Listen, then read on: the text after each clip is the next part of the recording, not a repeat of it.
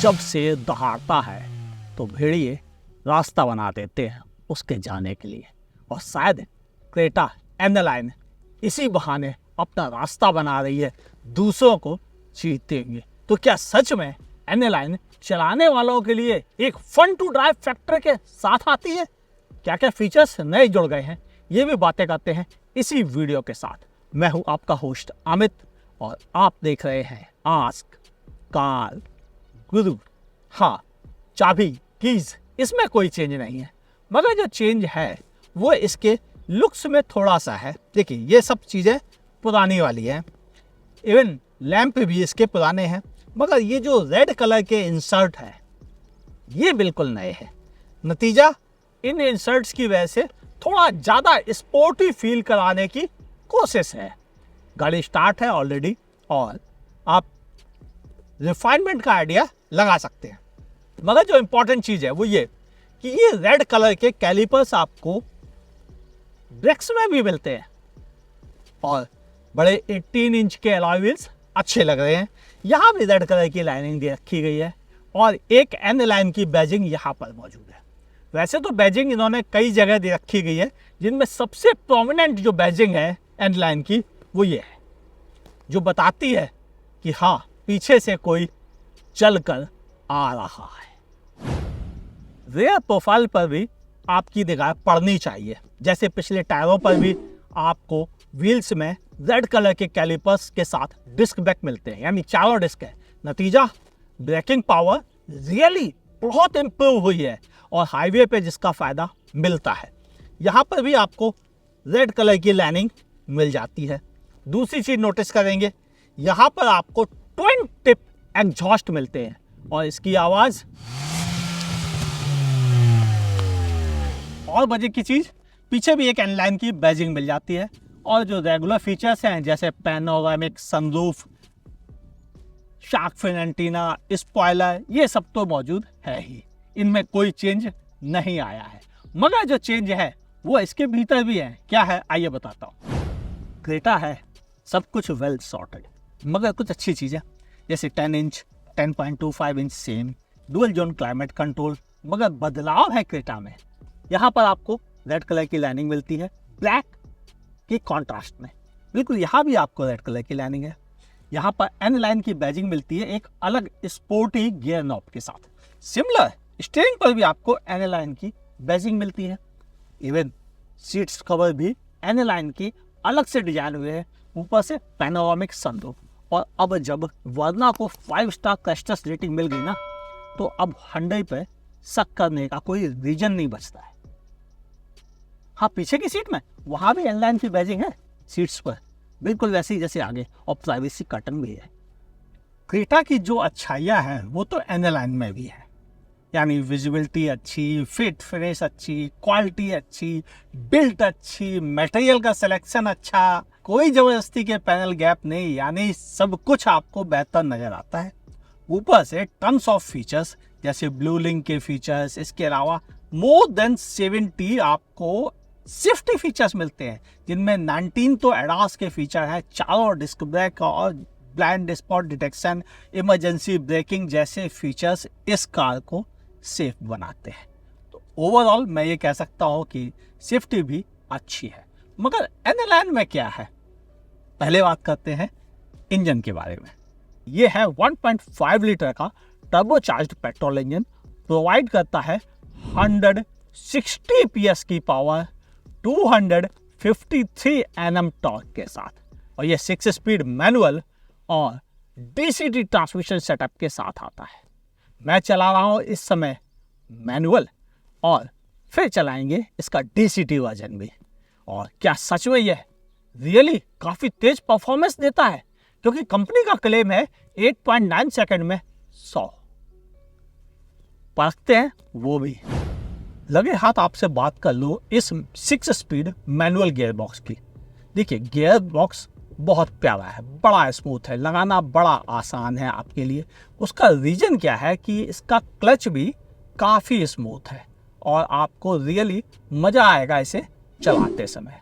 हाँ, आपको शुरुआत में थोड़ा फ्रिक्वेंटली गियर चेंज करना पड़ता है, मगर जब आप एक अच्छी स्पीड पे आ जाते हैं फिर गियर चेंज करने की ज़रूरत नहीं पड़ती। यानी पहला, दूसरा, तीसरे में थोड़ी ज़्यादा जल्दी जल्दी चेंज करना पड़ता है, उसके बाद कोई प्रॉब्लम नहीं, फिर आप इसे किसी भी गियर में अच्छे से चला सकते हैं और कतई शिकायत का मौका नहीं देता है। रीजन सिर्फ इतना सा है कि इसका क्लच जो है वो काफ़ी सॉफ्टर साइड पर है, यानी बहुत ज़्यादा स्पॉन्जी भी नहीं और बहुत ज़्यादा हार्ड या टाइट भी नहीं है।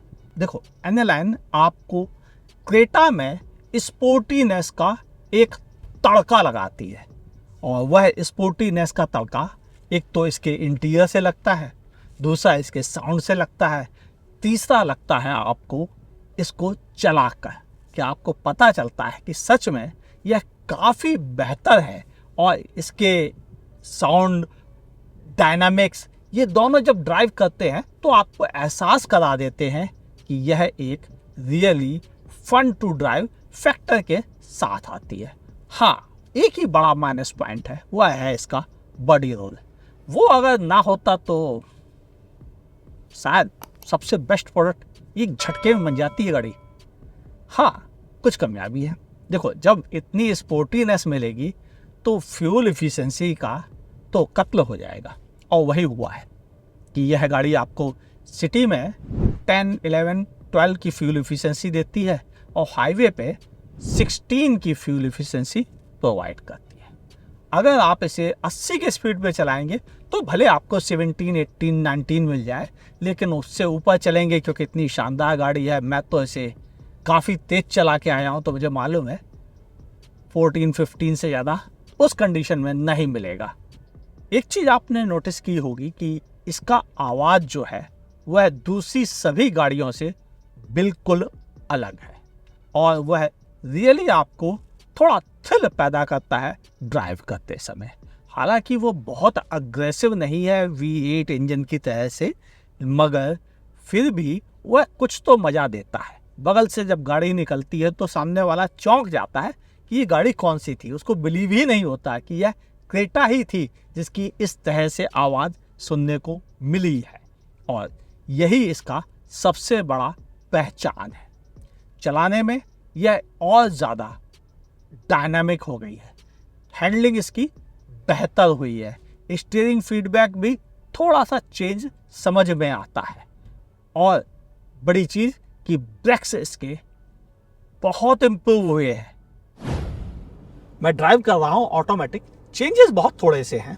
चूंकि ऑटोमेटिक है तो क्लच पेडल नहीं है, मगर गियर बॉक्स दूसरा मिलता है, और यह डुअल क्लच ट्रांसमिशन सेटअप के साथ आता है।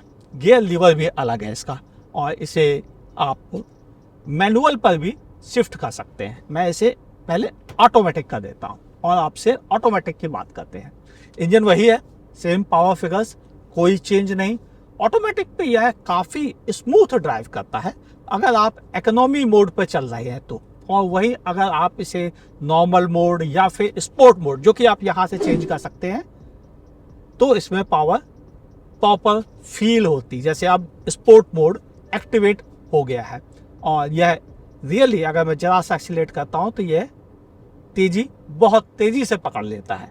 और इसके अलावा यहाँ पर डिफरेंट ट्रैक्शन मोड भी मिल जाते हैं आपको, जैसे स्नो, मड, सैंड। अगर आपको थोड़ी बहुत ख़राब रास्तों पे आना जाना हो तो आप वो पर्पज़ यहाँ से सॉल्व कर सकते हैं।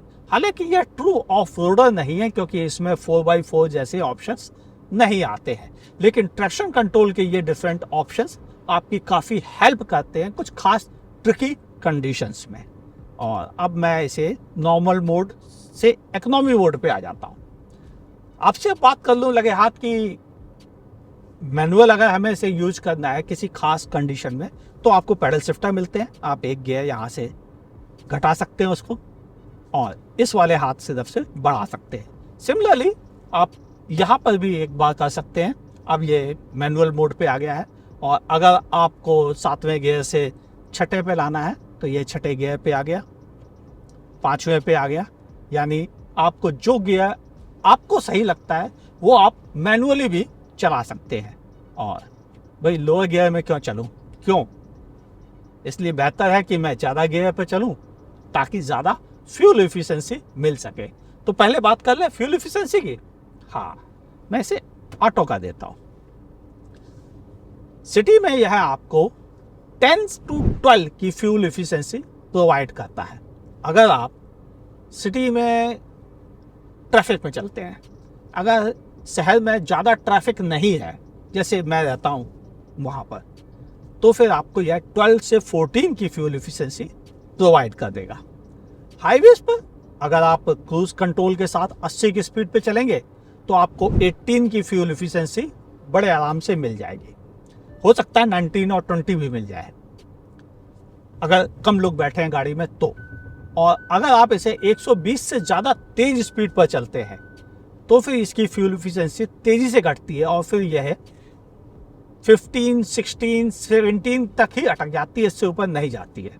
तो स्लो चलिए और ज़्यादा पैसे बचाइए।